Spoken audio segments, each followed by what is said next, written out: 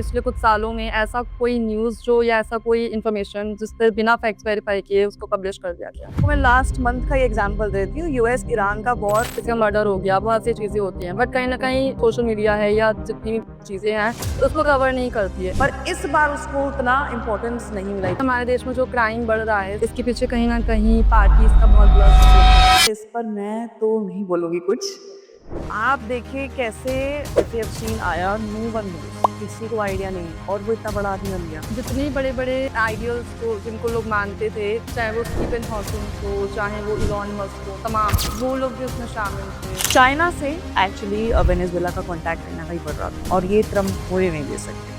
अचानक से ट्रम्प एक मिशन लॉन्च करते हैं और मदुरो को कैप्चर कर लेते हैं। अभी हाल ही मूवी आई थी और साथ में एक न्यूज़ वायरल हो रही थी। सबको वायरल लगा था सच है, लेकिन बाद में सबको रियलाइज हुआ कि यार ये तो ये काफी सेंसेशनलाइज करने का तरीका था एक फिल्म को, लेकिन थोड़ा गलत तरीका था, थोड़ा नेगेटिव ज्यादा। वो क्राइम स्टोरी थी, ऑफ कोर्स रूह कांप जाने वाली बात है, बिल्कुल है। मैं तो उस टाइम स्कूल में ही थी इनफैक्ट जब वो चीज हुई थी। हर रोज हम लोग न्यूज़ देखते हैं, रील्स देखते हैं और कहीं ना कहीं हम ट्रेंड्स को भी फॉलो करते हैं। लेकिन सच बताऊं, ऑनेस्टली स्पीकिंग, ये सब कुछ बहुत ज्यादा दिलचस्प यानी इंटरेस्टिंग होता है। Hi, I am Sakshi and you are watching Kamaal Zindagi. आज हमारे साथ है शिवांगी, जो मल्टीमीडिया प्रोड्यूसर यानी senior multimedia producer and anchor हैं इंडिया टीवी की। इसके साथ ही वो टीवी 9 और इन शॉर्ट्स में भी अपनी अहम भूमिका निभा चुकी हैं। तो चलिए आज उनसे जानते हैं उनके एक्सपीरियंसेस के बारे में कि कैमरे के पीछे की जो कहानी होती है, आज हम इसको विस्तार से समझेंगे। वेलकम टू आवर पॉडकास्ट कमाल जिंदगी production. Thank you Sakshi, thank you for having me. कैसे हो आप? मैं बहुत खुश हूँ, बट यहाँ पर थोड़ी सी नर्वस हूँ, क्योंकि हमेशा मैं सवाल पूछती हूँ। इस बार मुझसे सवाल किए जा रहे हैं, तो थोड़ी सी नर्वसनेस वैसी वाली आ रही है। अब समझ में आ रहा है कि जो गेस्ट हाँ। मेरे सामने बैठते होंगे वो कितना डरते होंगे कि क्या होने वाला है नेक्स्ट, तो वो आज मैं फील ले पा रही हूँ। अभी आप जैसे इंडिया टीवी में सीनियर मल्टीमीडिया प्रोड्यूसर की पोस्ट में हैं, इससे पहले आपने टीवी 9 में भी काम किया, इन शॉर्ट में भी काम किया। तो कहीं ना कहीं तीनों फेज आपने देखे हैं और अभी थर्ड फेज आपका चल रहा है। सबसे टफेस्ट फेज कौन सा रहा? आपने तो मेरा सीवी पढ़ दिया एक तरह से। मैंने शुरुआत की इन शॉर्ट से, फिर टीवी 9 में आई and India TV, as you said correctly. उसमें toughest phase I would say, जब मैं इन शॉर्ट से टीवी 9 में आई ना, तो वो जो ट्रांजिशन वाला फेज था वो था थोड़ा टफ और उससे भी ज्यादा चैलेंजिंग, क्योंकि in shorts is all about news in 60 words. आपको 60 वर्ड्स में लिख के न्यूज जो है, इंफॉर्मेशन लोगों तक पहुंचानी है। तो वहां पे मेरी प्रैक्टिस थी लिखने की, प्रूफ रीडिंग करके, एक्यूरेट होके, फैक्ट्स चेक करके 60 वर्ड्स में जो है न्यूज सबको पहुंचाने की। लेकिन जब मैंने टीवी 9 में ट्रांजिशन किया, बिकॉज मेरे को एंकर बनना था हमेशा से, मुझे वीडियोस में आना था, तो मैंने इन शॉर्ट्स को छोड़ा। वहाँ पे मैंने 2 साल दिए, लेकिन जब इन शॉर्ट से टीवी 9 में आई, टीवी 9 में I got this opportunity of being the producer and anchor. तो वहां पर मुझे फॉर्मेट मेरा चेंज हुआ। मुझे चीजें पता थी, लेकिन जो टेक्निकलिटीज थी थोड़ी, वहां पर मैं अटकती थी। समझ नहीं आता था कि कई बार मैं कैसे कम्युनिकेट करूँ अपने एडिटर को कि मुझे ये चीज चाहिए, कैमरा पर्सन को कैसे बताऊं कि सर मेरे को ये दिखाना है, वो दिखाना है। तो वहां पर मैं अटक रही थी। लेकिन वो फर्स्ट स्टेप, कहते हैं ना, जब आप एक फर्स्ट स्टेप ले रहे हो ना, तो उसके बाद आप आगे बढ़ते ही चले जाते हो। तो वो चीज थी, जैसे ही फर्स्ट वीडियो निकली, आई वाज लाइक हाँ, मतलब हो गया, अब समझ में आ गया कैसे क्या करना है। तो वो फर्स्ट वीडियो मुझे अभी भी याद है, मैंने सबको फॉरवर्ड की थी। आज मैं उस वीडियो को देखती हूँ और अपने अब के काम को देखती हूँ, तो बहुत डिफरेंस है, बहुत ज्यादा। आई वुड से मैंने खुद सीखा, खुद देखा, खुद समझा। तो वो वीडियो मुझे लगता है कि यार ये क्या था। लेकिन अब वहीं से ग्रो करके यहाँ तक पहुंची हूँ, तो आई फील गुड कि वो अपॉर्चुनिटी मिली, इसलिए यहाँ पर अब हूँ। तो हाँ, वो टफ फेज था, बट चैलेंजिंग भी था, और उसके साथ ही अपॉर्चुनिटीज के साथ भरा हुआ था। सो या आपने अभी फैक्ट्स की बात करी, तो मैं फैक्ट्स पर ही एक सवाल पूछना चाहूंगी। लास्ट 6 मंथ्स में या पिछले कुछ सालों में ऐसा कोई न्यूज़ जो या ऐसा कोई इन्फॉर्मेशन जिस पे बिना फैक्ट्स वेरीफाई किए उसको पब्लिश कर दिया गया? साक्षी, बहुत चीज़ें ऐसी हो जाती हैं कई बार। इनफैक्ट सोशल मीडिया पर हम देखते हैं बहुत कुछ चल जाता है बिना फैक्ट्स के, लोग वेरीफाई नहीं करते हैं। ऑपरेशन सिंदूर एक एग्जांपल है। एक साल हो गए इस बात को, ऑलमोस्ट हो जाएंगे, लेकिन ऑपरेशन सिंदूर एक एग्जांपल है। कई सारी हेडलाइंस ऐसी चली, बहुत सारी जगह पर वेरीफाइड नहीं थी। और आप 6 मंथ्स की अगर पूछे, तो आपको मैं लास्ट मंथ का ही एग्जांपल देती हूँ। यूएस ईरान का वॉर अभी भी चल ही रहा है एक तरह से, और तब चल रहा था। पीएम मोदी ने पार्लियामेंट में आके एड्रेस दिया। उन्होंने कहा कि जैसे हम कोविड काल में साथ में हम थे, हमने साथ में रहकर हम यूनाइटेड थे, और वैसे हमने उस सिचुएशन को पार किया। लोग अभी अंदाजा लगाने लग गए कि जिस जैसे पीएम मोदी ने कोविड की बात की है, क्या दोबारा से लॉकडाउन लग जाएगा। बहुत सारी हेडलाइन ऐसे बहुत जगह चली। लेकिन इसीलिए हमें अलर्ट रहना पड़ता है। हम तो अलर्ट रहते हैं कि भाई जब तक कोई वेरिफाइड सोर्स से ना हो, रिपोर्टर नहीं बताएगा, तब तक हम पब्लिश नहीं करेंगे, तब तक हम बोलेंगे नहीं।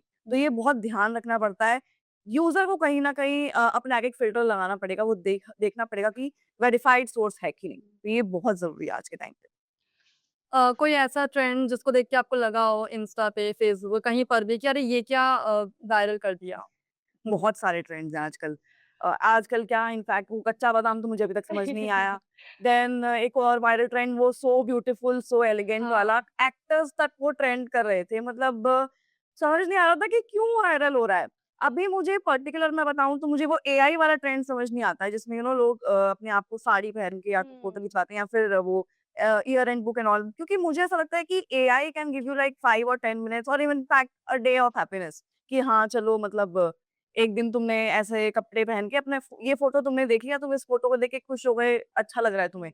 लेकिन you will have to come back to reality after some time ना, तो वो मुझे थोड़ा-सा अटपटा लगता है कि हर कोई स्पैम ही करने लग जाता हाँ। है, हर कोई एआई वीडियोज़ बना-बना के डाल रहा है और कुछ उसमें डिफरेंस नहीं है, सब कुछ सेम है, हर लड़की वो लाल साड़ी में घूम रही है उसी एआई के चक्कर में, तो मुझे वो थोड़ा रेपिटेटिव लगता है। हुँ। हाँ, ये बात तो सच है कि आजकल बहुत सा और उसको लोग फ़ॉलो भी कर लेते हैं। फॉलो करते हैं। कुछ भी चल रहा है, कुछ भी चीज़ें चल रही है, कोई मतलब नहीं बनता उस चीज़ का।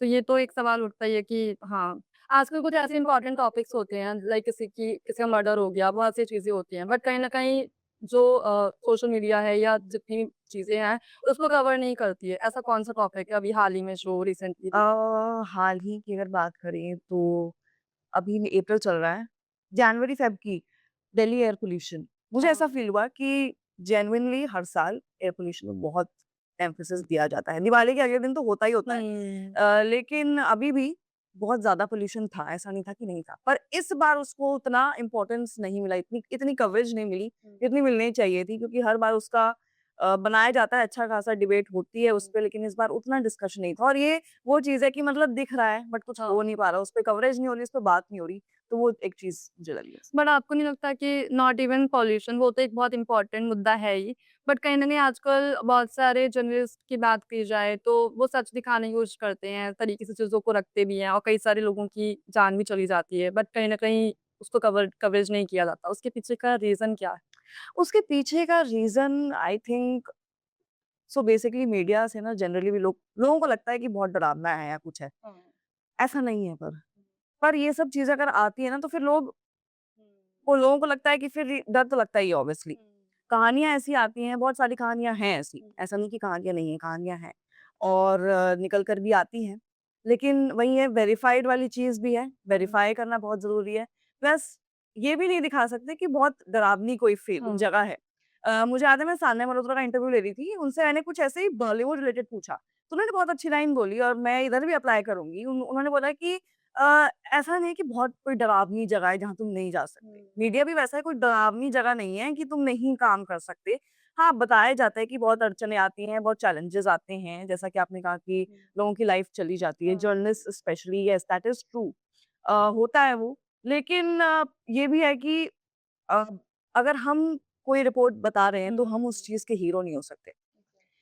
फॉर एग्ज़ाम्पल अगर मैं कोई कहानी बता रही हूँ, तो ऐसा नहीं है कि मैं उस कहानी की हीरोइन बन गई और मुद्दा पीछे रह गया। तो वो चीज़ कहीं न कहीं ना हो मेरी इसलिए ऐसा हो जाता है। आजकल जो बहुत ज़्यादा क्राइम बढ़ रहे हैं, उसका पीछे कहीं न कहीं सिनेमा का भी एक रीज़न है।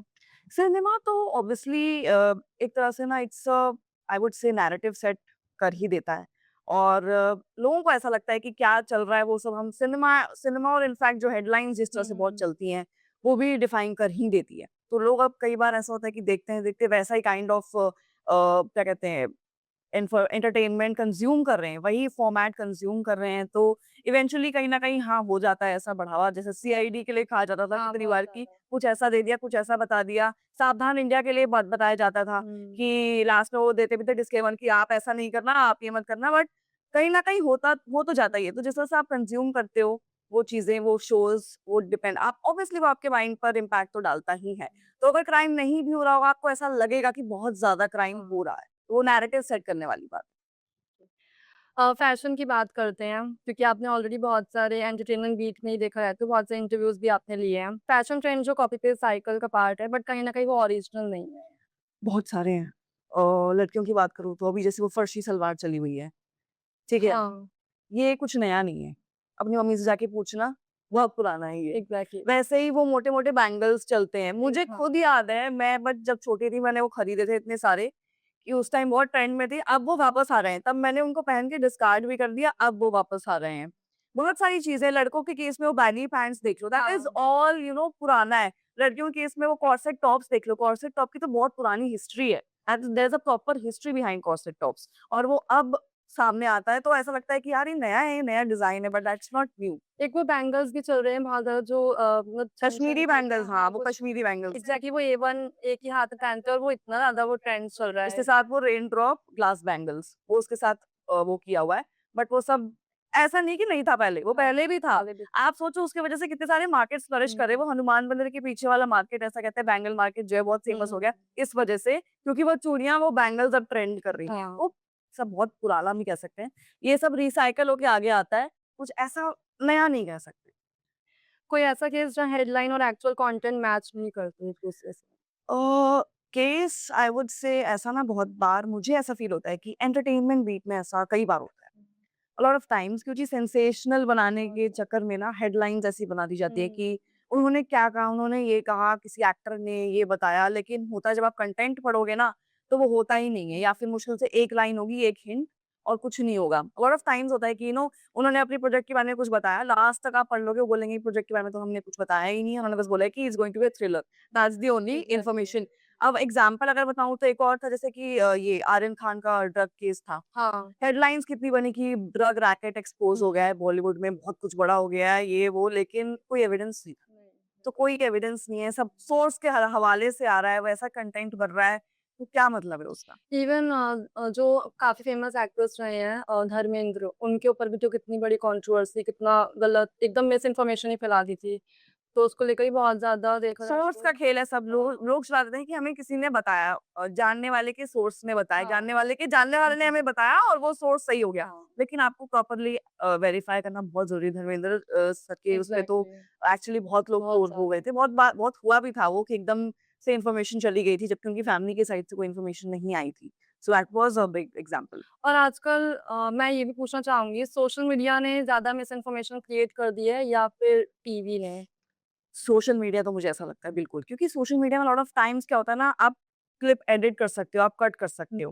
फॉर एग्जांपल टीवी पे किसी एंकर ने कुछ कहा, मैंने भी अगर फॉर सपोज़ अपनी वीडियो में कुछ कहा, कोई भी उसको कट करके, एडिट करके कुछ भी पार्ट्स बना सकता है, पेश कर सकता है, और आपको लगेगा कि वो सच है। हाँ। यही बहुत बड़ा मिथ है कि वो सच नहीं है। वो सच है, सबको लगता है ऐसे, वो सच नहीं है। बट उसको हम वेरीफ़ाई कैसे करें? क्योंकि अगर देखा जाए हर जगह ही मिस इन्फॉर्मेशन जा रही है। जैसे जो हमने अभी धर्मेंद्र सर की बात करी, उसको लेकर भी ऑब्वियसली सबको यकीन हो ही गया था। बट कैसे पता करें कि वो चीज़ जो हमें बताई जा रही है, परोसी जा रही है, वो सच है और ये ऑलवेज़ चेक द सोर्स। जैसे धर्मेंद्र सर की हमने बात करी, फैमिली, उनके फैमिली की अगर कोई पोस्ट एंड ऑल आए, क्योंकि he was a big figure, तो ऑब्वियसली फैमिली के साइड से कोई ना कोई इन्फॉर्मेशन आएगी। We should wait for that, because wait करना मुझे लगता है इसमें सही होगा। अगर आप बिना सोर्स वेरिफाइड या कुछ किए डाल दोगे इन्फॉर्मेशन ना, तो हुँ। इवेंचुअली ये होगा कि यू लूज़ योर क्रेडिबिलिटी। सो उस वो भी केस नहीं होना चाहिए, एंड दैट इज़ व्हाई जब मैं इन शॉर्ट्स में थी, इस चीज़ को लेके बहुत हम लोग ध्यान रखते थे कि आपको प्रॉपर्ली वेरीफाई करना है। हुँ। कहाँ से वेरीफाई करोगे? जो गवर्नमेंट सोर्सेज़ हैं, जो एक्चुअल सोर्सेज़ हैं। फॉर सपोज़ आपको किसी एक्टर का नाम भी लिखना है, तो हम उनके ओरिजिनल हैंडल पे जाते थे। अगर आकांक्षा में डबल ए है, तो मैं भी डबल ए ही लिखूँगी। तो ये चीज़ होती थी, और ये चीज़ होनी भी चाहिए, बिकॉज़ जब तक आप प्रॉपर सोर्स में नहीं जाओगे ना, आप सही चीज़ नहीं बता पाओगे। कोई ऐसी सिचुएशन जहाँ पे डिबेट में फैक्ट से ज़्यादा शाउटिंग देखने को मिली? डिबेट्स में ऐसा तो बहुत बार होता है। मैं पर्सनली डिबेट्स नहीं करती, बट हाँ, मैंने एक एग्ज़ाम्पल देखा था ऐसा। मैं इंटर्न थी उस टाइम पे, और एक चैनल में थी मैं। I was working there on the output या फिर असाइनमेंट डेस्क, दोनों के बीच में I I used to switch. तो उसमें मैंने देखा था डिबेट में क्या हुआ कि एंकर बैठी थी बीच में। एक साइड एक पार्टी का बंदा, दूसरी साइड दूसरी पार्टी का पर्सन था। डिबेट चल रही, बहस चल रही है अच्छी खासी। ऑब्वियसली बहस डिबेट प्राइम टाइम, मतलब इन डिबेट्स में क्या होता है कि एक पार्टी का जो पर्सन है वो दूसरी पार्टी को मॉक करने के लिए मिमिक करने लग जाते हैं, दे स्टार्ट शाउटिंग। क्या हुआ इसमें कि एंकर जो बीच में बैठी थी, लेफ्ट साइड वाले बंदे ने उसके सामने ना ग्लास में पानी रखा हुआ था। He got so much agitated, उसने वो ग्लास उठाया और पटका सीधा टेबल पे। सीधा टेबल पे फेंका, बीच में एंकर बैठी, इधर साइड दूसरा बंदा बैठा है। वो तो एंकर उस वक़्त स्विफ्ट थी, वो फटाक से पीछे हो गई, उसको नहीं लगी। लेकिन that was a big thing. वो ग्लास जो फूटा, अगर उसको लगती या फिर इनफैक्ट वो गेस्ट को भी लगती, कितना बड़ा कुछ मतलब बहुत हो सकता ज़्यादा था। ही डैमेज। जब आप ऐसा कुछ कर रहे होते हो, टेबल के ऊपर आपकी अपर बॉडी एक्सपोज़्ड है, आपका फेस हाँ, एक्सपोज़्ड है। अब एग्ज़ैक्टली। बीइंग एन एंकर, वो उसके लिए कितना डरावना होगा उन एंकर उन उस एंकर के लिए। वो आई मुझे तो अभी तक डर लगता है कि अगर ऐसा कल को हो गया, तो शायद तो मैं क्या करूँगी? लेकिन ऐसा भी तो नहीं कर सकती ना कि मैं गेस्ट के सामने से पानी का ग्लास हटा दूँ, ये भी नहीं कर ये भी सकती। नहीं। मेडिएट करना है, उस तरह से उसको लेके जाना है, बट कई बार ऐसा होता है कि लोग ऐसे एजिटेटेड हो जाते हैं कि जो मीनिंग है वो तो निकल के आता नहीं है, बट ये सब से वो ट्राई करते हैं कि नैरेटिव सेट हो। होता कुछ नहीं है। क्या होगा नैरेटिव सेट? ऐसे तो नैरेटिव सेट नहीं होगा ना, इनफैक्ट लोग आपको देखना बंद कर देंगे। इवन आजकल ऐसा भी हो रहा है, मतलब मैंने बहुत सारे लोगों से मिली हूँ, तो मैंने उन लोगों से सुना है कि अभी अभी जो करंट सिनेरियो चल रहा है, पिछले कई सालों से जो अगर पिछले कई सालों में देखा जाए तो बहुत बड़ा ह्यूज डिफरेंस देखने को मिला है, हुँ। कि सिर्फ़ हिंदू-मुस्लिम के अलावा मतलब इसी पे ही बात होती है। और इवन मुझे अभी भी याद है, मैं एक डिबेट सेशन में भी गई थी, तो वहाँ पर भी ना आप यकीन नहीं मानोगे, 2-3 पार्टीज़ के नेता बैठे हुए थे, बीच में एंकर था और एक पार्टी के नेता ने पूरे वो पेपर पेपर फाड़ निकाल दिए दिए होंगे। एंड ना जनरली उस टाइम को मेरा फर्स्ट मतलब एक्सपीरियंस था और मैं लगा और मैं ऑडियंस उसमें थी, तो मैं बहुत ज़्यादा डर गई हूँ कि मतलब ये कैसे हो सकता हाँ, ये पेपर फाड़ने वाला एग्ज़ाम्पल तो मैंने बहुत देखा है, लोग करते हैं। उनको लगता है कि पेपर फाड़ने से हम जो कह रहे हैं वो पॉइंट प्रूव हो जाएगा, बट दैट इज़ कंप्लीटली तो फॉल्स। अगर आप मेन एंकर मतलब होते हो और डिबेट चल रहा हो इसी तरीके से, जिस तरह एग्ज़ैक्टली। माहौल हो, तो आप कैसे हैंडल बहुत करोगे? मेडिएशन वाली चीज़ मतलब देखनी पड़ती है, ध्यान रखना पड़ता है कि मतलब आप दूसरे वाले बंदे को गुस्सा भी ना दिलाओ, एग्ज़ैक्टली। सामने वाले बंदे को ये भी काम भी करो, हुँ। वो चीज़ मेंटेन करना टफ़ है, वो एक्चुअली टफ़ है। एक मैं लाइव सेशन कर भी दी थी, कुछ ऐसा हुआ नहीं था, मतलब इतना एजिटेटेड कोई नहीं हुआ था, लेकिन हाँ, जब डिसएग्रीमेंट्स होने लग जाते हैं ना, तो थोड़ा-सा मैनेज करना 2-3 गेस्ट के बीच में थोड़ा डिफ़िकल्ट होता है, समझ नहीं आता कि यार कैसे हुआ? क्योंकि आपको यहाँ से पिन पॉइंट किया जा रहा है कि this is going like that, आपको ऐसे नहीं करना। तो थोड़ा-सा उसमें एंकर की ही समझदारी है, कैसे आप एक बंदे को शांत करेंगे, काम करेंगे और दूसरी साइड दूसरे को हेल्प करेंगे कि आप भी आप एजिटेटेड ना हो जाएँ कि सामने वाला ऐसा है, आप भी उस हिसाब से अपने फ्लो में रहें, पॉइंट्स प्रूव करें, that is the main aspect. कई बार ऐसा भी होता है कि हमें पता है कि सामने वाला गलत बोल रहा है, गलत चीज़ बोल रहा है, सच नहीं है, फैक्ट्स है ही नहीं, बट स्टिल उस टाइम पे एंकर अपने आप को कैसे हैंडल करती है? एंकर उन्हीं को जवाब देके हैंडल करता है क्योंकि उनको ये अब ये भी है कि वो तो चलो कोई भी कुछ भी बोल देंगे, पर हम भी एक नेशनल चैनल को रिप्रेज़ेंट कर रहे हैं, हम नहीं कर सकते कि उनके थ्रू भी अगर गलत इन्फॉर्मेशन चली जाए हाँ। और जो व्यूअर है उस तक गलत इन्फॉर्मेशन चली जाए, ये भी नहीं होना चाहिए। अच्छा। तो हमें भी उस टाइम ये ध्यान रखना पड़ता है कि अगर किसी ने कुछ कह दिया, तो हुँ, हम भी उस टाइम ध्यान रखें कि ऐसा रिपोर्ट्स कह रही हैं। हुँ। अगर फॉर सपोज़ किसी गेस्ट ने आके ऐसा बोल दिया कि हाँ, वहाँ पे मीटिंग चल रही है, तो हम उसमें ऐड कर सकते हैं कि हाँ सर, मीटिंग चल रही है, ऐसा रिपोर्ट्स आई है, अगर आपके पास कोई सोर्स है तो आप प्लीज़ इन्फॉर्म करिए। अदरवाइज़ हमारे पास अभी तक जो भी सोर्स आए उन्होंने बताया कि ऐसा हो सकता है। तो we have to mould it like that so that viewer तक सही इन्फॉर्मेशन जाए। कोई स्टोरी या कंटेंट प्लीज़ जिसका इम्पैक्ट एक्सपेक्टेड से ज़्यादा स्ट्रॉन्ग था?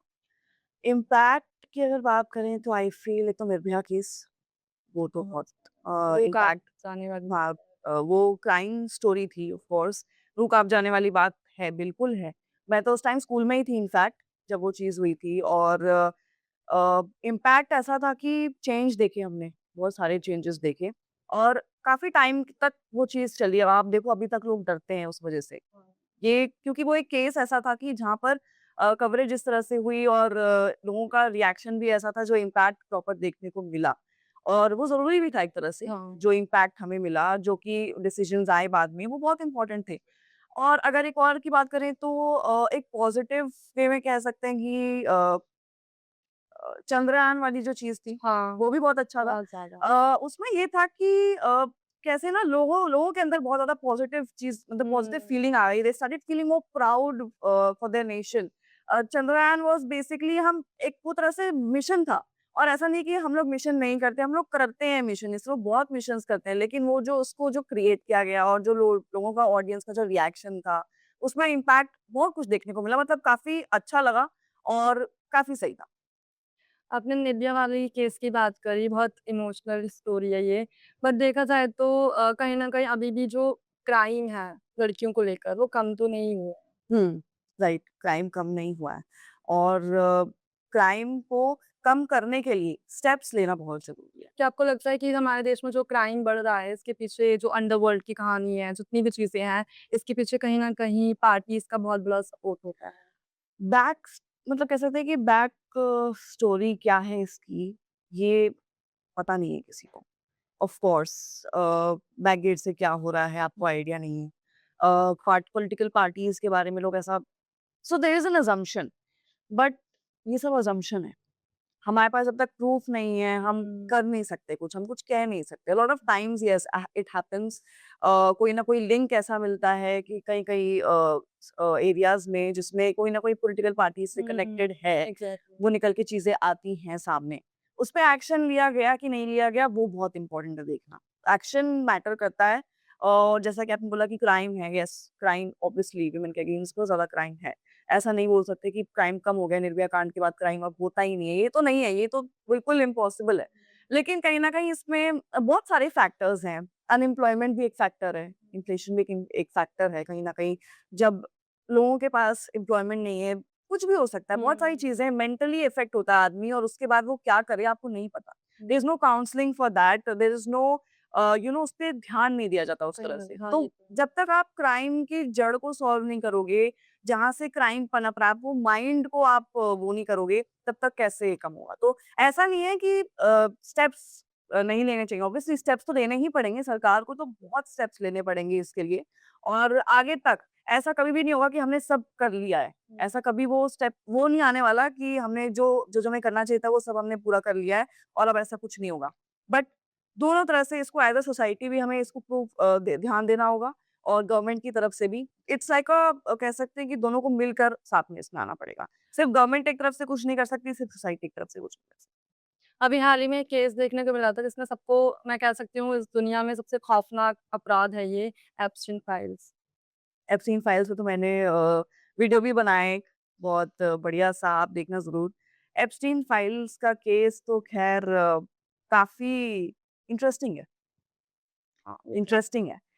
आप देखिए कैसे जेफरी एप्स्टीन आया, नो वन नोज़, किसी को आइडिया नहीं और वो इतना बड़ा आदमी बन गया।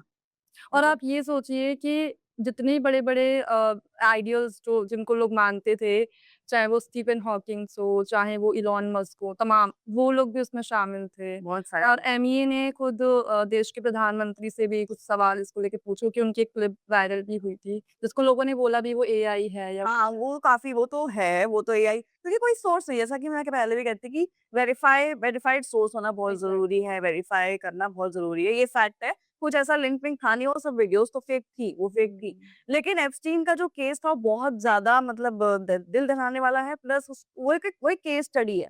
एप्स्टीन कहाँ से आए? जेफरी एप्स्टीन कोई नहीं था, he was just a maths teacher.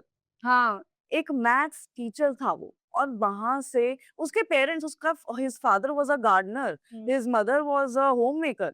तो ये जब बहुत ही छोटी चीज़ से वो बंदा कहाँ से उठ के कहाँ पहुँचा है, आप उसकी स्टोरी देखो, यू विल गेट टू सी कि मतलब एक्चुअली एक बहुत बड़ी केस स्टडी है। कैसे वो एक मैथ्स टीचर से वो एक ऐसा इन्फ्लुएंशियल बंदा बन गया कि दुनिया का हर आदमी कहीं न कहीं उससे लिंक हो रहा है। अभी भी एग्ज़ैक्टली। जितनी फाइल्स निकलती हैं, तो किसी नए बंदे का नाम आ जाता है। अब ऐसा भी कहा जाता है कि ट्रम्प ने एप्स्टीन फाइल से ध्यान हटाने के लिए ये बहुत छेड़ दी। हाँ, जेन्युइन। ईरान के साथ ये वॉर हुँ। कर दी।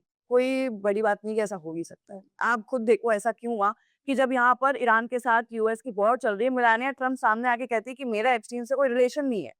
How true is that? How much true is that? और क्या वो नैरेटिव सेट करने वाली बात नहीं है? एक तरफ आपका हस्बैंड लड़ाई कर रहा है, ईरान से वॉर चल रही है, मतलब यूएस प्रेज़िडेंट हर दिन वो क्लेम कर रहे हैं, हम तो जीत गए लड़ाई इसमें और ये हो रहा है, वो हो रहा है। पूरी दुनिया में यहाँ पर बात चल रही है कि तेल कैसे आएगा? स्ट्रेट ऑफ हॉर्मुज़ बंद है, एनर्जी क्राइसिस चल रहा है। यहाँ पे मेलानिया ट्रम्प आके बात करती है कि एप्स्टीन के साथ मेरा कोई रिलेशन नहीं था।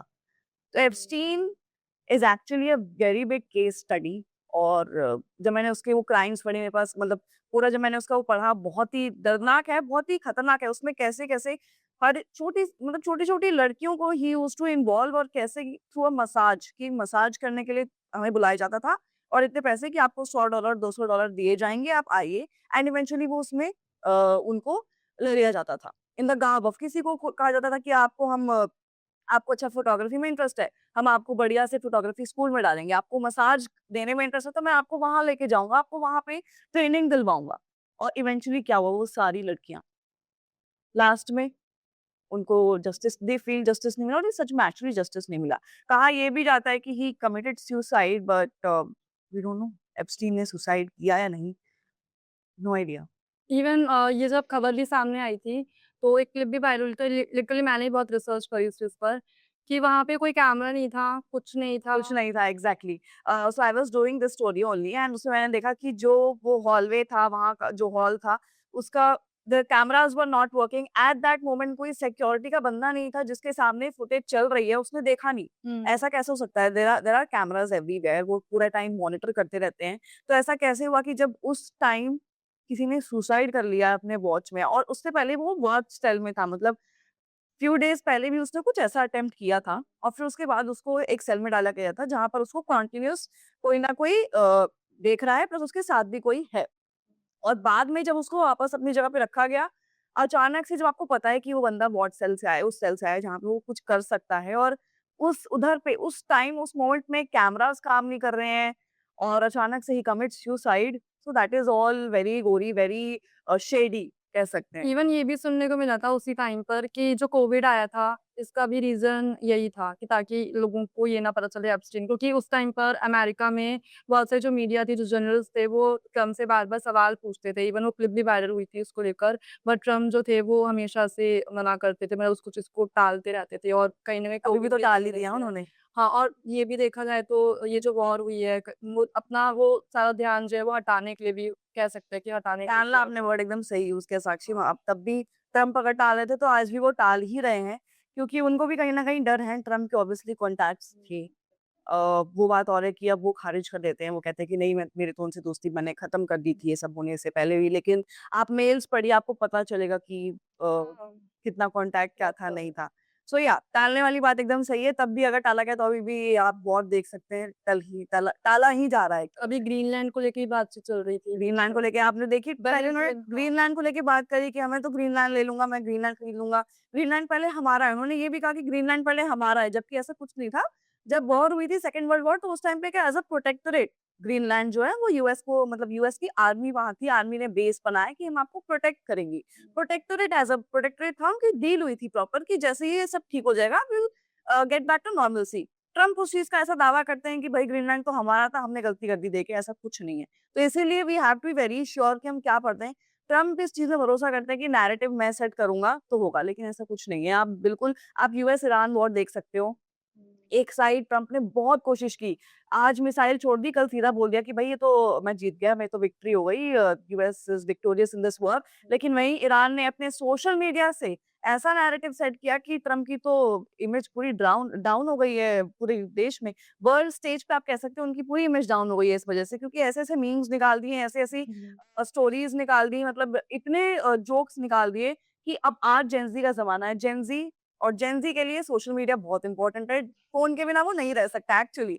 लेकिन जब वही डिजिटल में आप ऐसे देखें, आप ईरान की तरफ से ट्वीट्स देखेंगे, वो उनको बिल्कुल ध्यान नहीं देते। यहाँ से ट्रम्प कहते हैं कि भाई हम तो, हमारी तो डील हो गई है, हम तो जीत रहे हैं। यहाँ से ईरान ऐसा इमेज पोस्ट कर देते हैं कि स्ट्रेट ऑफ हॉर्मुज़ में ट्रम्प की गर्दन अटकी हुई है, हाँ। I am not able to breathe and all that. मतलब वो सब चीज़ें आ जाती हैं सामने और नैरेटिव ही पूरा बदल गया। अब सबको समझ में आ रहा है कि भाई ट्रम्प तो कुछ भी बोल रहा है, ऐसा ईरान समझा रहा है बहुत अच्छे से। वो नैरेटिव का जो गेम है वो इसमें प्रॉपर आप देख सकते हैं कि ट्रम्प चाह तो रहे हैं ये बोलना कि हम जीत गए, लेकिन सबको पता है कि ऐसा कुछ हुँ। नहीं होता। उससे पहले भी ग्रीनलैंड वाली बात से पहले भी वेनेज़ुएला में जो हुआ उसको लेकर आप। वेनेज़ुएला वाला तो एक वो प्रॉपर वेनेज़ुएला वाला बेसिकली केस ये है कि उनको ना अ अ, एनर्जी फ्यूल अपने पास चाहिए। रेयर अर्थ, ऑयल, हुँ। ये चाहिए उनको अपने अंडर। आप देखो वेनेज़ुएला के पास कितना ऑयल रिज़र्व, बहुत ज़्यादा। वर्ल्ड में सबसे ज़्यादा है आई सबसे गेस, ज़्यादा है, सबसे ज़्यादा है। सबसे ज़्यादा। किसी का ध्यान अभी तक वेनेज़ुएला पे क्यों नहीं गया? अचानक से ट्रम्प एक मिशन लॉन्च करते हैं और मदुरो को कैप्चर कर लेते हैं। चाइना से एक्चुअली वेनेज़ुएला का कॉन्टैक्ट कहीं न कहीं बढ़ रहा था और ये ट्रम्प होने नहीं दे सकते। हाँ। ट्रम्प नहीं कर सकते कि उनके सामने कोई और भी एक बड़ी शक्ति, वो भी चाइना बनकर खड़ी हो जाए। एक दिन के अंदर उन्होंने मदुरो को कैप्चर किया और क्या अब वेनेज़ुएला का सारा ऑयल रिज़र्व उनके पास है। ग्रीनलैंड में भी ये चीज़ थी। ग्रीनलैंड में भी रेयर अर्थ बहुत इम्पोर्टेंट है और ऑयल, और वहाँ से भी, वहाँ पर भी चाइनीज़ इन्वेस्टमेंट बढ़ रहा था। इस चीज़ को देखने के लिए ट्रम्प ने ग्रीनलैंड पर निशाना साधा कि अब तो ग्रीनलैंड को भी हम देखेंगे, हम सिक्योर करेंगे। ईरान वॉर से भी ईरान में भी आप कहीं न कहीं चाइना का लिंक देख सकते हैं। स्ट्रेट ऑफ हॉर्मुज़ जो बंद हुआ, ईरान का सबसे ज़्यादा ऑयल ट्रेड चाइना से। चाइना से। ट्रम्प नहीं कर सकते कि चाइना सामने एक बड़ा सुपर पावर बन के आ जाए। तो उस चीज़ को भी हैम्पर हुआ। तीनों केसेस में आप देख सकते हैं कैसे चाइना को काउंटर करने के लिए ट्रम्प ने क्या-क्या किया है। वहाँ पे अग्रेसिव स्टेप्स लिए हैं, बट ये उनकी पॉलिटिक्स है। अभी देखा जाए तो इंटरनेशनल लेवल की अगर मैं बात करूँ अंतर्राष्ट्रीय स्तर पर बहुत सारे वॉर देखने को तख्ता पलट हुआ है प्रॉपर तरीके से, बिल्कुल भी अनएक्सपेक्टेड था। कहीं न कहीं इंडिया में भी कोशिश की गई थी उसको लेकर। जो सीरिया वॉर हुआ, बांग्लादेश में भी चीज़ें देखने को मिली, इज़राइल-फ़लस्तीन वॉर, वो तो कभी खत्म ही नहीं हो सकता, मुझे नहीं लगता वो कभी खत्म हो पाएगा। और अभी अमेरिका मतलब इतने तमाम जगहों पे भी देखने को मिल रहा है। इसका कारण क्या है? ये तख्ता पलट यानी क्यों हो रहा है? तख्ता पलट तो बहुत जगह हो गया और जैसा कि आपने कहा था कि इंडिया में कराया गया और था ये कि सडनली हो रहा है। सडनली हो रहा है। इंडिया में हुआ है कि नहीं ये इस पे कुछ वो नहीं है, सोर्सेज़ नहीं है। अभी मैंने भी बात की थी बहुत लोगों से नहीं, कि कोशिश कराई गई थी। हाँ, कोशिश हाँ। कराई गई थी, ऐसा कहा जा रहा है। ऐसा कहा गया कि जब हुँ। पीएम मोदी फिर वापस आए अपनी मीटिंग से तो उन्होंने हाँ। बोला भी कि मैं यहाँ हूँ, आप क्या चौंक गए मुझे देख के। हाँ। तो सब लोगों ने अंदाज़ा लगाया कि ऐसा क्या बोला इन्होंने? क्योंकि पीएम मोदी की स्पीच जनरली लोग एनालाइज़ करते हैं और एनालाइज़ करने वाली होती भी है। वो हाँ। कहते ही बड़ी मज़ेदार बातें हैं वो। हुँ। तो लोगों को लगा कि ये यहाँ से यहाँ, वहाँ से यहाँ तार जुड़े बहुत सारे और ऐसी बातें हुई। बट ऐसा कुछ हुआ नहीं था। हाँ, तख्ता पलट की अगर बात करें तो ये वेनेज़ुएला में आप देख लो कितना बड़ा एग्ज़ाम्पल अभी बहुत। हुआ बहुत बड़ा। तो ये कह सकते हैं कि अमेरिकन इंटरफेरेंस बहुत सारी जगह पर है और ये अभी के केस में नहीं बहुत टाइम से चलता आ रहा है। कहा जाता है कि अब जैसे बांग्लादेश की अगर हम बात करें, बांग्लादेश में भी हसीना ने क्या कहा था one white man give me this उन्होंने रेफरेंस दिया था। हुँ। तो कहीं न कहीं अमेरिका तो इसमें डायरेक्टली इनडायरेक्टली इन्वॉल्व तो बहुत सारी जगह पे रहता है। ये तो हुँ। आप पीएम मोदी से मिले हो? नहीं, पीएम मोदी से मिलना है मुझे, जल्दी मिल जाओ। बस मैं तो ये चाहती हूँ उनसे मिलूँ। मुझे बहुत सारे सवाल आएँगे उनसे पूछने के लिए, बट मेरा यही होगा कि कैसे मतलब सर कैसे मैनेज करते हो आप? एक पूरे दिन में मुझे ये जानना ज़रूर है कि वो क्या-क्या करते हैं? कि उनका रूटीन क्या रहता है? मतलब हमें तो लगता है कि अब इनफैक्ट मुझे या फिर किसी को भी सबको लगता है कि हाँ, अपने काम से हम तो बहुत सारा काम करें। हुँ। लेकिन मुझे पीएम मोदी से समझना है कि कैसे वो मतलब सारी चीज़ें सब कुछ हैंडल करते हैं। एक देश को आगे लेकर जाना बहुत टफ है और एक ऐसे फ़ेज़ में आज की अगर हम बात करें अ, हर आई गेस हर एरिया, हर सेक्टर को वो ना साथ में लेके चलते हैं। अब कल ही उनकी वीडियो आएगी वो बंगाल झालमुड़ी वाले से बात हाँ। कर रहे हैं। किसी बच्चे को गोद में उठा रहे हैं, वीडियो ऐसी आती है कि बच्चों से इंटरेक्शन हो रहा है, उनका जेन ज़ी से इंटरेक्शन हुँ। होता है, वीडियो कॉल्स एंड ऑल। तो इंटरेस्टिंग वो पूरे कैरेक्टर मुझे बहुत इंटरेस्टिंग लगते हैं, बहुत ऐसा लगता है कि हाँ, मिलना तो मुझे ऑब्वियसली इवन मिलना है। मैंने ये सुना भी है कि उनका इंटरव्यू बहुत टफ होता है और वो बहुत ज़्यादा शार्प माइंड के होते हैं। उनको पता होता है कि कब किसने कहाँ पे किस तरीके से बात करी थी और किस दिन और किस डेट को, किस सेकंड को। जनरली ये मैंने आई थिंक मैंने कोई उनका इंटरव्यू भी देखा था और किसी ने जिस भी जर्नलिस्ट ने उनका इंटरव्यू लिया था, उन्होंने खुद ये चीज़ बोली थी। तो इतना शार्प माइंड और इस एज में ये तो अनबिलीवेबल है। अनबिलीवेबल है, एक्चुअली एग्ज़ैक्टली। अनबिलीवेबल है, तभी तो पीएम मोदी पीएम है। एक आपको क्या लगता है कि पीएम मोदी के बाद कौन हो सकता है? पीएम मोदी के बाद कौन हो सकता है, इस पर मैं तो नहीं बोलूँगी कुछ। But I believe someone of a very strong figure from BJP only. मुझे भी लगता है। अ, कोई ऐसा कंटेंट फॉर्मेट जो नोइंगली सेंसेशनल बनाया जाता है? आई थिंक जो डिबेट शोज़ होते हैं, वो कई बार ट्राई किया जाता है कि मतलब कुछ ना कुछ उसमें ऐसा ड्रामेटिक बोल दिया जाए, कुछ ऐसा उसमें सीन क्रिएट किया जाए कि मतलब वायरल हो जाए या फिर कुछ ऐसा हो जाए कि उसको ना ज़्यादा सेंसेशनलाइज़ करने की वहाँ कोशिश की जाती है। ऐसा मुझे लगता है जो प्राइम टाइम डिबेट शोज़ होते हैं, कि जब तक लड़ाई नहीं हुई तब तक कुछ नहीं हुआ। हुँ। तो ऐसा बहुत बार मुझे ऐसा फ़ील होता है। बाकी अगर ऐसा ना हो तो ज़्यादा फ़ायदा होगा, क्योंकि लोगों को इंटरेस्ट आएगा कि भई सीधे बात करो ना यार, क्यों डिबेट क्यों बहस को इतना ज़्यादा एजिटेट करना है। तो आई थिंक कहीं न कहीं वो चीज़ अभी हाल ही में मर्दानी मूवी आई थी और साथ में एक न्यूज़ वायरल हो रही थी बहुत स्पीडली कि लोग गायब हो रहे हैं, लड़कियाँ गायब हो रही हैं, फ़ोटोज़ वगैरह भी लग रहे थे। बिल्कुल, वो वीडियोज़ इतनी सारी आ रही थी कि इन्फ्लुएंसर्स वीडियोज़ डाल रहे थे कि लगातार इतने ज़्यादा लोग गायब हो रहे हैं दिल्ली में, दिल्ली इज़ नॉट सेफ। बिल्कुल सेफ नहीं है, तुम ट्रैवल करते हो तो बिल्कुल बच के रहना है, ये करना है, वो करना है। मेरे को मेरी मदर कह रही है कि बेटा तुम नोएडा जाते हो तो ऐसा करना है, वो करना है एंड सबको पहले लगा था कि ये सच है। हाँ। कि ये सच है क्योंकि ऐसे इस तरह के फैक्ट्स निकल कर सामने आ रहे थे ना, सबको लग रहा था कि यार ये सच है, मतलब इतना इतना डरावना है, इतनी डरावनी सिचुएशन है दिल्ली में कि लोग गायब हो रहे हैं। मैं अगर अपनी कज़िन के पास रुकी तो मेरी फ्रेंड का मैसेज आया कि भाई नहीं तू दिल्ली मत जा, तू यहीं रह, दिल्ली में लोग गायब हो रहे हैं, मुझे बहुत डर लग रहा है। लेकिन बाद में सबको रियलाइज़ हुआ कि यार ये तो फ़िल्म का प्रमोशन था। तो ये काफ़ी सेंसेशनलाइज़ करने का तरीका था एक फ़िल्म को, लेकिन थोड़ा गलत तरीका था, थोड़ा नेगेटिव ज़्यादा हो गया क्योंकि लोगों में डर ज़्यादा बैठ गया कि ऐसा रियलिटी में है भी कि नहीं है, जबकि ऐसा नहीं है। हाँ, ये फैक्ट है कि लोग गायब होते हैं, हो रहे हैं उसके पीछे नंबर्स हैं।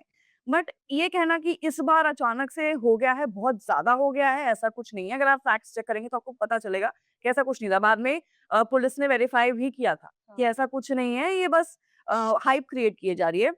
और सोशल मीडिया पे किया भी वही किया, उसका प्रॉपर हाइप क्रिएट किया गया और बाद में पता चला कि ये तो फ़िल्म का प्रमोशन था। वो थोड़ा गलत भी हुआ वो। आज मीडिया, फैशन और कंटेंट वर्ल्ड का सबसे बड़ा इल्यूशन क्या है? अ, मीडिया, फैशन और कंटेंट वर्ल्ड, वायरल होना। लोगों को लगता है कि ना वायरल है तो विज़िबल है। जितनी एंगेजमेंट है, जितने व्यूज़ हैं, तो मतलब क्रेडिबिलिटी है, बट ऐसा नहीं है। अगर आप घर पे अपने इंस्टाग्राम पे 100 रील्स देखते हो दिन में, तो आप रियलाइज़ करोगे कि 100 में से 90-95 एडिटेड है, वो सच नहीं है। आजकल आप जितना भी कंटेंट कंज़्यूम कर रहे हो ना, वो सब ऑलमोस्ट फ़िल्टर्ड है, एडिटेड है। सबको लगता है लेकिन सबको लगता है कि वो सच है, ऐसा नहीं है। वो सब फ़िल्टर्ड है, वो सब एडिट होता है, तो you have to be very sure. तो ये जो भ्रम है लोगों के अंदर कि वायरल है तो वैल्यूएबल है, दिखता है तो मतलब सही है, ऐसा नहीं है। इन सब के पीछे इवेंचुअली कहीं न कहीं मीनिंग खत्म खत्म भी हो जाता है बिकॉज़ एडिटेड कंटेंट है, सबको लगता है कि यार ये सच होगा, ज़्यादा व्यूज़ आए तो मतलब ये सही बोल रहा होगा, लेकिन ऐसा नहीं है। तो ये चीज़ है। तो अभी तक हमने तमाम जो भी क्वेश्चंस थे वो हमने पूछ लिए हैं शिवांगी से। अब हम रैपिड फायर राउंड शुरू करने वाले हैं जो बहुत इंटरेस्टिंग होने वाले हैं। ओके। सबसे पहले क्वेश्चन ये है पावर या peace? Uh, peace of mind मैं चूज़ करूँगी तो पीस, ट्रुथ या परसेप्शन? ट्रुथ। कैमरा कॉन्फिडेंस या रियल कॉन्फिडेंस? मैं अपनी बात करूँ या फिर क्या मतलब मैं समझी नहीं इसको? जो आप कैमरे पे बोलते हो, जिस तरीके से जिस एक्सेंट में बोलते हो, वो आपका रियल कॉन्फिडेंस है या आपने उसके लिए मेहनत अच्छा, करी? ओके। नहीं, इसके लिए मैंने बहुत मेहनत करी है, हाँ। कैमरा कॉन्फिडेंस के लिए। मतलब मेरे साथ तो कई बार ऐसा भी होता है कि मुझे कई लोग बोल देते हैं कि कैमरा के पीछे तो तुम एकदम ऐसे रहती हो, कैमरा के सामने आके तुम थोड़ा ऐसे बोले यार ऐसा नहीं है, ऐसा कुछ नहीं है, मुझे नहीं लगता कि ऐसा है।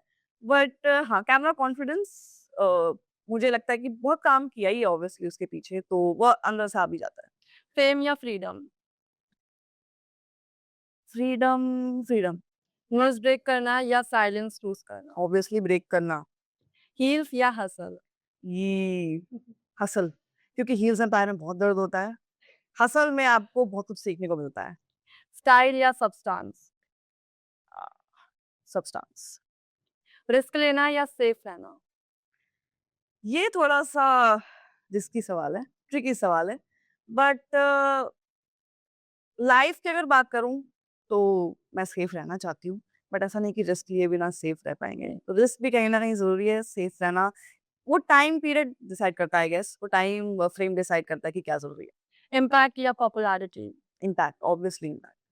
One word that defines you? One word जैसे मुझे लोग कहते हैं कि हाँ, तू बहुत स्टाइलिश है। तो ये तो ठीक है, मैं एक्सेप्ट करती हूँ कि हाँ, मैं स्टाइलिश हूँ। ये मेरे घर में आया था बट नहीं, ये नहीं, ये तो सबको पता ये है। तो सबको पता है, राइट। हमें वो जानना है इवन ऑडियंस को जो हम नहीं जानते।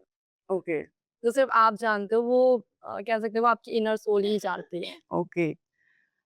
आई वुड से इमोशनल क्योंकि मुझे भी ऐसा फ़ील होता है और लोगों ने मुझे बताया है कि मे बी बाहर से मैं थोड़ा-सा स्ट्रॉन्ग हेडेड लगती हूँ बट अंदर से ऐसी हूँ नहीं हूँ, वो सच है।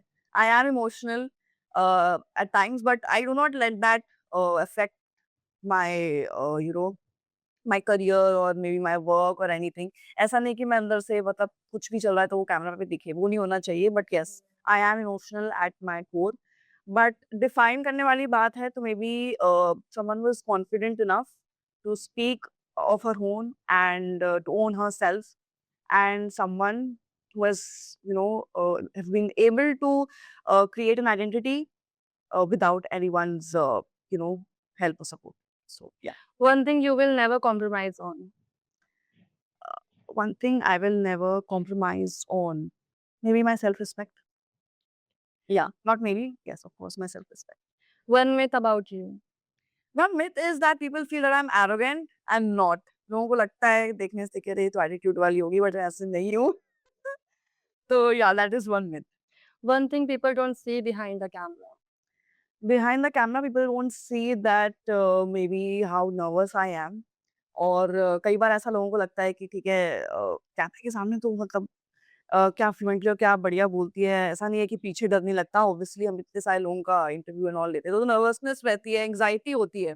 मतलब आई हैव लिटिल एंग्जायटी वाले फेजेस, एंग्जायटी वाले मूड की मतलब एंग्शियस हो रही हूँ मैं, तो वो चीज़ है जो बिहाइंड कैमरा ही रहती है। बट या that is also part of me, so I enjoy. Thank you so much Shivangi, इतना सब कुछ बताने के लिए, अपना एक्सपीरियंस शेयर करने के लिए। आपने अपनी जर्नी बताई, आपने इंटरनेशनल लेवल की बात करी, एंटरटेनमेंट बीट की बात करी और अपने बारे में ही बताया। सो आज का पॉडकास्ट यहीं खत्म करते हैं। Thank you. Thank you.